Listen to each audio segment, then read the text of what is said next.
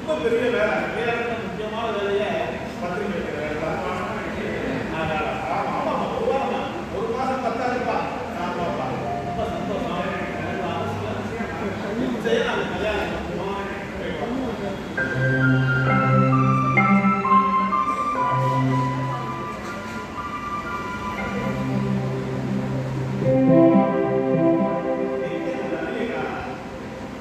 எப்போ வந்து போறேன்னு சொன்னா அது வந்து அப்படியே